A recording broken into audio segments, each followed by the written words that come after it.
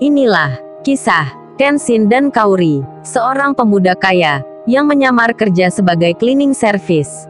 Versi Kaori TV, episode 297. Setelah pembicaraan Kenshin dan Iwan, dan juga tentang rencana besok pagi, yang akan mengantar Pak Andi untuk melihat pekerjaan, Kenshin pun pulang ke rumahnya. Si Iwan juga sama, ia kembali lagi ke tempat kosnya. Waktu pun berjalan, malam kini telah datang. Si Rena, yang ada di rumah, nampak duduk di kursi. Ia sedang memegang handphonenya. Lalu dibacalah pesan dari nomor yang tak dikenalnya. Si Rena itu melihat sebuah tulisan yang tak menyebut namanya, melainkan nama orang lain. Yang terbaca, "Nit kakak titip ini dulu ya. Entar aku ambil." Rena pun bicara sendiri. Nomor siapa ini? Kok salah kirim ke sini? Lalu ia pun melihat sebuah dokumen audio yang ada di pesan itu.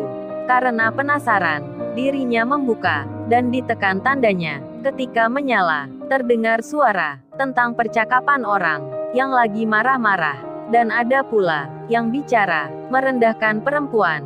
Si Rena pun lalu membalasnya.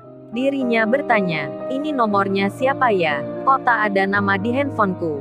Pesan itu pun dikirim ke nomor tersebut. Kemudian dilihat olehnya tanda WhatsApp-nya yang masih garis 1, yang artinya belum terbaca. Si Rena pun menunggu akan balasannya. Di saat bersamaan, Kenshin yang ada di rumahnya, ia pun bertanya ke adiknya, "Nit, pesan kakak tadi mana?"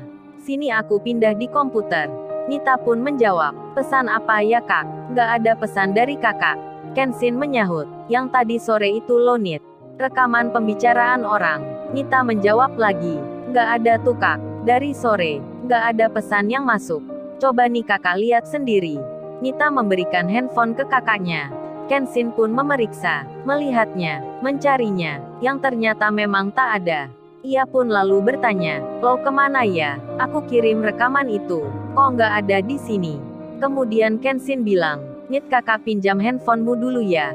Buat lihat pesan kakak, kemana terkirimnya." Lalu Kenshin memasang nomornya di handphone adiknya itu. Tak berselang kemudian, setelah nomor terpasang, masuklah pesan di WhatsApp-nya. Dilihat oleh Kenshin, ada nama Kaori yang membalasnya di sore tadi. Kemudian di bawahnya, ada nama Rena, yang juga masuk di situ. Kenshin lalu membukanya. Ia segera membaca isinya. Si Rena itu bertanya, "Ini nomornya siapa ya? Kok nggak ada namanya?" Melihat hal itu, Kenshin pun jadi tahu. Ternyata pesannya tadi tak sengaja terkirim ke Rena. Karena dirasa penting, Kenshin segera membalasnya. Ia pun menulis, "Oh maaf nih ya, rupanya aku tadi salah kirim. Ini aku Kenshin. Ini nomorku." Tulisan itu diberi tanda tersenyum. Si Rena membacanya, langsung saja merasa senang. Sambil senyum-senyum, ia lalu menjawab, "Oh Mas Kenshin ya, nomornya ganti nih. Aku belum simpan yang ini. Maafin ya." Pesan itu pun terkirim. Kenshin melihatnya, lalu dijawabnya, "Iya Mbak Rena, maaf ini nomor baru." Kemudian ia bertanya, "Oh ya Mbak Rena, aku bisa minta kirim ulang ya? Rekaman yang aku bagikan itu, yang salah kirim tadi. Soalnya di handphoneku sudah nggak ada. Kirim lagi ya, ke nomorku ini." Saat membaca tulisan itu, Rena pun langsung meneruskan, mengirim kembali rekaman tersebut ke nomornya Kenshin. Sembari ia bertanya, "Oh ya maaf sebelumnya ya. Tadi aku sempat dengerin isinya. Emangnya siapa ya itu? Kok seperti orang yang marah, yang lagi menagih hutang. Maaf lagi ya." Kata-katanya pun ada yang kurang berkenan. Kenshin membacanya karena tak ingin salah paham dan juga salah tafsiran. Kenshin menjelaskan, "Oh itu Mbak Rena, tadi aku merekam debt collector yang sedang mengancam orang. Mereka menagih hutang dengan kata-kata seperti yang Mbak Rena dengar." Si Rena membacanya. Ia pun membalasnya, "Oh jadi itu ya, makanya kok aneh gitu." Lalu Kenshin mengetik tulisan. Ia membalas, "Terima kasih ya Mbak Rena, udah kirim rekamannya. Aku khawatir tadi sudah dihapus. Oh ya nomorku ini mungkin gak aktif sementara, karena handphoneku nggak ada, jadi gak bisa bales lagi. Kalau Mbak Rena kirim ke WhatsApp ini pun lagi pinjem handphone adikku. Terima kasih lagi ya Mbak Rena." Si Rena pun menjawabnya, "Oh ya Mas Kenshin, Sama-sama ya. Tulisannya itu pun diberi tanda senyuman. Dan malam berjalan. Si Rena merasa senang. Karena baru saja berkirim pesan.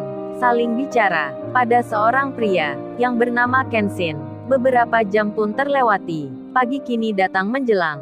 Pak Andi yang di rumahnya kini sedang bersiap-siap. Beliau sedang makan pagi dan juga menonton televisi. Pak Andi melihat-lihat, mendengar berita-berita, dan kemudian pembawa acaranya mengabarkan tentang berita ekonomi, yang mana kini banyak perusahaan yang mengalami kebangkrutan karena tak mampu bertahan di tengah pasar yang banyak persaingan.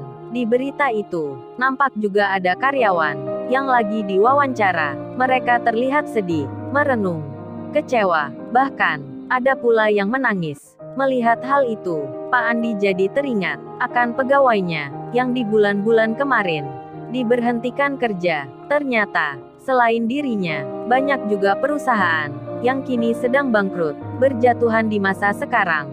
Saat lagi menonton itu, Pak Andi ditanya istrinya, "Gimana ya, apa ayah jadi akan bersama pemuda kemarin melamar kerja ke perusahaan?"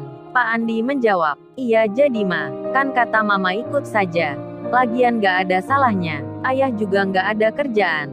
Dan Pak Andi menunggu di ruang tamu itu. Kenshin sendiri, sebelum berangkat, terlebih dulu, ia bercerita ke ayahnya tentang masalah seorang pengusaha yang kini jadi bangkrut, menjadi miskin, kesulitan ekonomi, dikejar debt kolektor pula.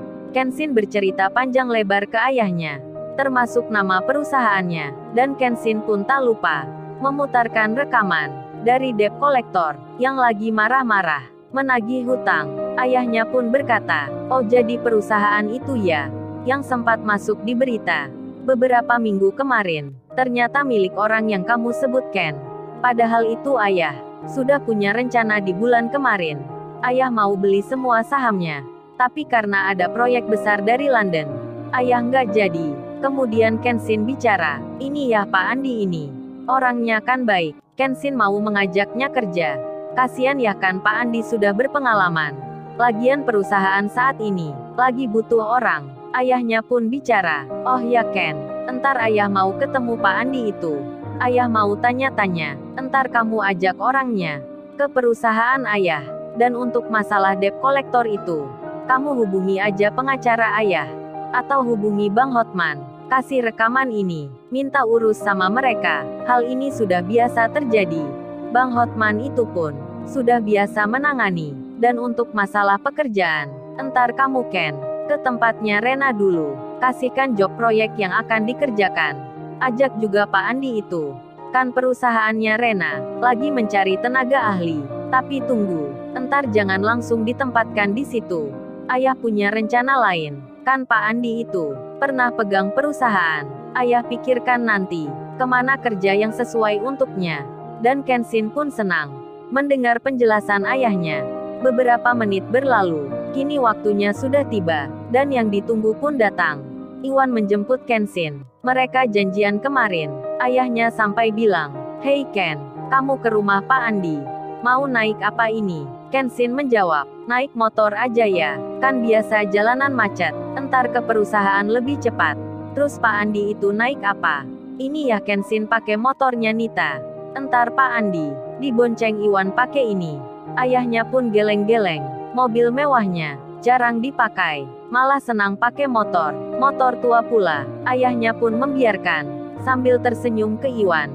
Dan akhirnya, mereka pun berangkat dengan motor 2 ke rumahnya Pak Andi untuk mengajaknya melihat pekerjaan. Di saat yang sama, Kenshin yang punya tujuan mengunjungi perusahaan miliknya Rena, seperti yang dikatakan ayahnya.